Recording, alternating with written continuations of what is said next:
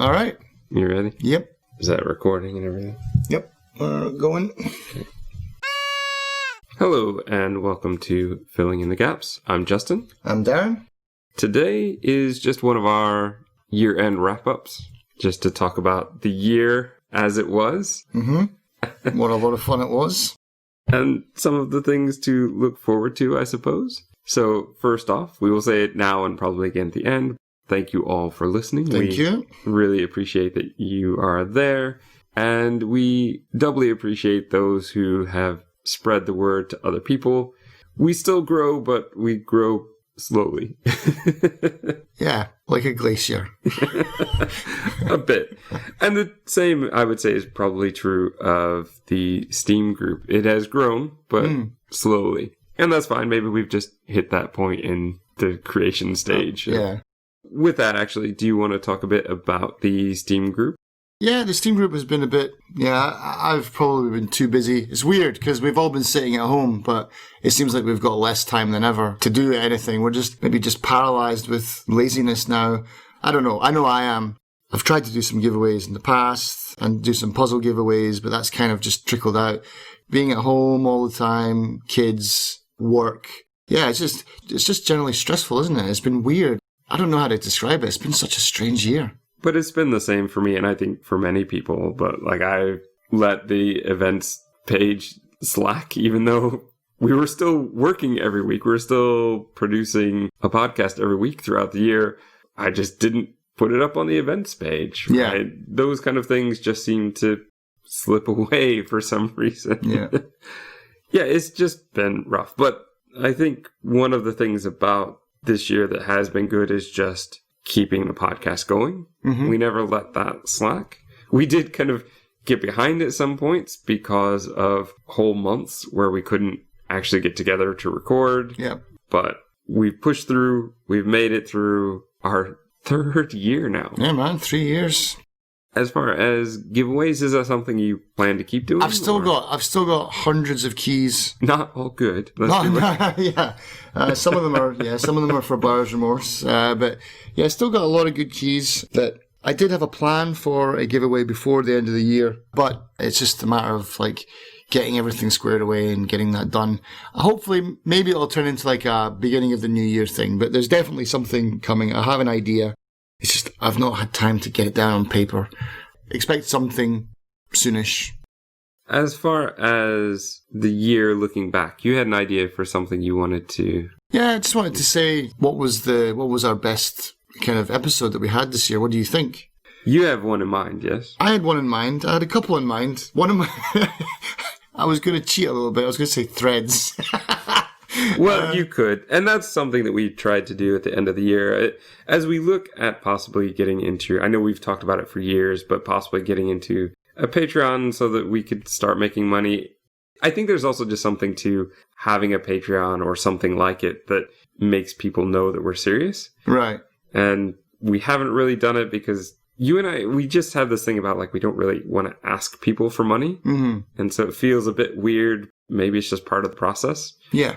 But when it comes to Patreon, one of the things that we thought about possibly doing is doing occasional bonus episodes. And so it's something that we just kind of played around with. I know we've done this before for things that we wanted to do that didn't really fit the main, puzzle games or puzzling movies. Mm-hmm. And so we did try to do that this year with, Nightbreed at Halloween and threads around Thanksgiving, just because we did it and we didn't know where else to put it. So happy Thanksgiving. Yeah, happy Thanksgiving. And depending on, we can cut this bit out, but depending on where this comes out, we've got something special for Christmas. We have a Christmas present for everyone too. Yes. So, not necessarily a good present. We'll see how they like it. But that is the thing that we thought, here's something nice to do for the listeners. This could also be in the future something that would be nice for Patreon people as like a bonus.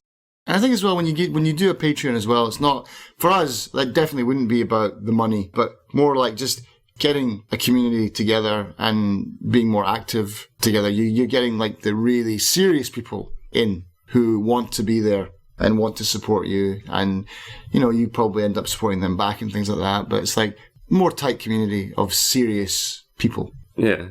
And hopefully we will get to that point. I know that we do have some very loyal listeners. We have some very loyal commenters on our videos, and we really appreciate that. We just want to build it to be a bit bigger. Yeah. As far as your episode then? For me, Manifold Garden, for a bunch of reasons. And one of them is I finally stopped using Windows Movie Maker. My God, what was wrong with me? Especially when you have I had a good friend who has been telling you for years that there's no way that Movie Maker is the best program for you. And then, was it 3 times that Movie Maker suddenly lost? It destroyed my work. Yeah. So he would have the video done or nearly done. Yeah. And then it would say, this section of video can't be found. Yeah, it'd just be like corrupted. And so, I'd open up the thing because I'd be like, okay, I'll save it and quit, and then I'll come back and re-edit it later. And there's just all these lines and lines and lines of yellow exclamation mark triangles. And it's like, oh no. And that happened with the bunker. It happened with, it happened like 3 different occasions. And it was by the 3rd time, I was like, right, no, I can't. I've tried Windows Movie Maker. I've tried to love you until the end, till death do us part, and you are dead. Again, still a shame because I don't know if I've ever mentioned this on the podcast before, but back in, I think it was XP, that Movie Maker is actually quite good, but I have felt that it's gone downhill since, and it's just less and less user-friendly with each version they seem to come out. And I've been trying to get Darren to switch, use the one I use, or here's a whole list of other free ones that you could try out, or at least free to try out. Yeah. And then you finally, what was it? Movavi, or MoveAVI, however you want to say it. Yeah, but it's 18, I think? 18, yeah. So I'll stick with that for the next 10 years as well, probably. Probably, even though I'll be like, well, 20? That's a bit dated now. There's a better one. Yeah, don't you want to get version 20? At least that would be better. Yeah. I get it. I understand that learning a new software can be a bit frustrating, but I was a fool. The thing is, as soon as he tried it, I got a plethora of messages saying, wow, this is so much easier. This is so much better. I could do so many more things. And the videos just became so much better because, one, I think you realized how much more you could do with it, and 2, just it was easier to use. Yeah. And you've said before to me that it's maybe not the best program, but it's a very simple to understand program. I think that's how they kind of plugged it on their store page and a lot of the reviews say that if you're looking for some hot editing suite for like doing some really top quality stuff, this is not the one for you. But for someone like me, someone with my skill level, which is next to 0, if I can make something that looks semi-decent, then that software is doing something right, you know? It's so easy to use. Even for me, it's a good program. God, now it's turned into an advertisement for Movavi. But I do think that that's important to mention because I think the first one you used that for was Manifold Garden. I think it was, yeah. Or the first one that you at least really explored with. I think the first one I used it for was actually Threads, because I was like, if it gets taken down or if I lose it, because the problem I had with the Windows Media Viewer, or no, is it WMV? No, not Media Viewer. Media Maker, that's what it is, WMM, yeah. The first problem I had with that was it seemed to get to a load-bearing point where it just got crippled by too many clips. And that's when things just started to go haywire. And so I was like, okay, well, Threads is going to have a lot of clips. So I'll go for it. And it was on sale for like, I don't know how much I got it for. I think I got it for $10 and it's 90, I think. So I got it on a 90% sale or something. And yeah, if an idiot like me can use it, then that's doing something right. But I do think Manifold is the one where you really started exploring what you could do with it. You really wanted to make that video look good. Yeah, I did. And hopefully it is. I hope that people liked it and enjoyed it. But not just for that, but just because I liked the game. And I think for the first time in a while, we both really liked something. It was something that was like unanimous between us that we were like, yeah, this is really something special. We both like Antichamber, but I think I liked it more than you. But I think we both really enjoyed Manifold Garden and it was something special. And visually, it's incredible to look at anyway. So, yeah. No, that would be my pick. I enjoyed making that and recording it. It's a bit tough for me looking over the year because there were some that I really loved. I think looking at movies, Primer, still not my favorite movie, but that's one. I think one of the biggest things about this year is we finally got to a lot of things we had been talking about doing an episode about. So Primer is a prime example of the type of movie that we want to cover. And so I was glad that we did that. We had Videodrome, which was crazy and fun. And then we followed that up later with Existenz, which was also fun. We had Captive State, which I was glad to go back to, and then did not realize how passionately I felt about that movie and how undervalued I think it is until we really started talking about it. And I also felt I could have said more, but I felt that I got the real core of what I wanted to say about the movie in the episode. It was one of those where you have a conversation, and then with a podcast, the thing is you have to hear that conversation again and find out, did I actually say the things I wanted to say? Did I actually get my points out that I wanted to make? And there are times where I'm listening to it when, say, for example, editing and just nail biting. I know what I want to say. Did I say it in the moment? And when that episode came out and I watched it and I was listening to it, I was going, yeah, actually, I'm saying, I hope I say this. And then I hear myself say it. Right. So that was really satisfying that way. And I mean, you look back at a whole year and it's like, wow, some of these games were a long time ago that we played. But this is also the year where so again, things that we had talked about for a long time, Psychonauts, we finally got around to, and Adam Wolf, you'd been talking about for years. Yep. Kentucky Route Zero, because it finally finished, we finally were able to play it and talk about it. But if I had to go with, like, what is my favorite, I would actually go with the Escape Room movie episode. The first of the year, that was, wasn't it? It was second, and that's part of why I liked it, because we started off the year with Escape first, and then we followed that up with the Escape Room movies. That worked very well together. We kind of had a theme for our 2 episodes for the month. Yeah.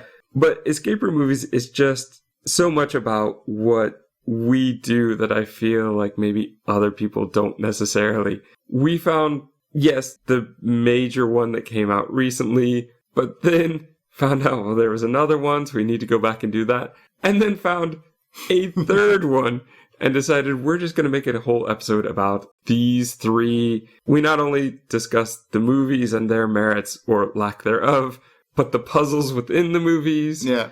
And it's just so much us. Like, I think that some of these other episodes, like Primer, would be very much us as well at what we normally do. But I think that Escape Room movies was not just what we do, but we as people, the kind of movies we will talk about, discuss longer than other people, because they would watch the Billy Flynn one and that would be it. They wouldn't want to talk about it, whereas we'll talk about it for, obviously, at least these 3 for like an hour. That was my favorite one.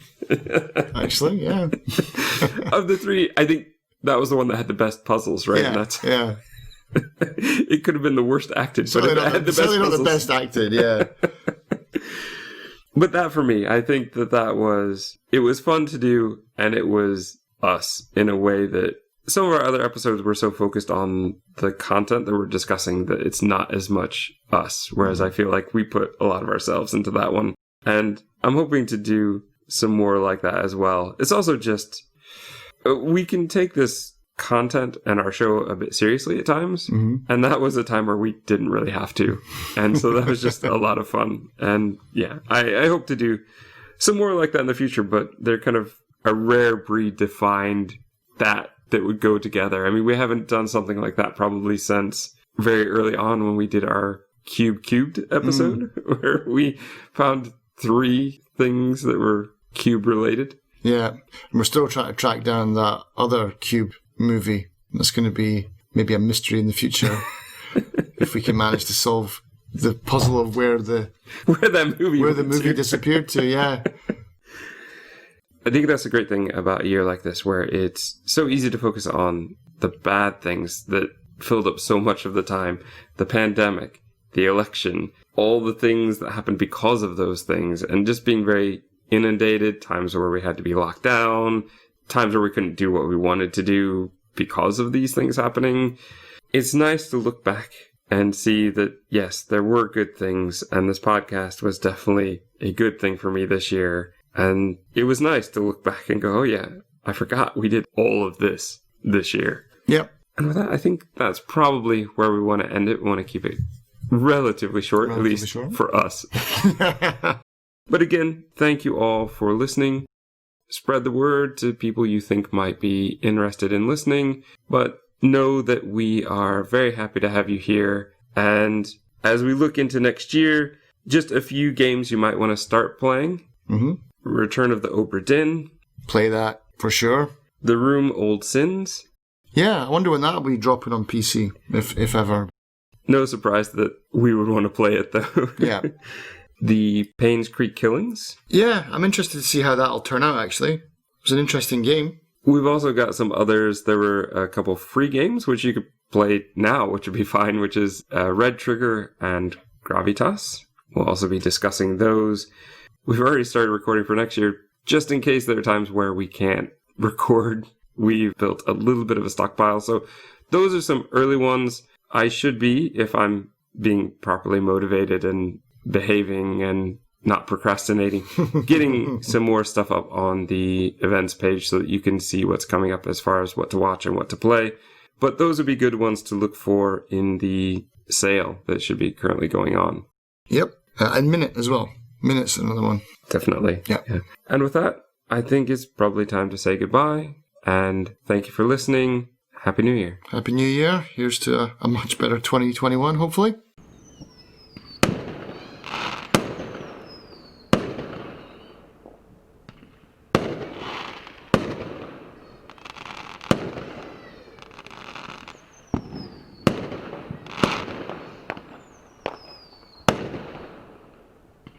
But, yeah, I don't know.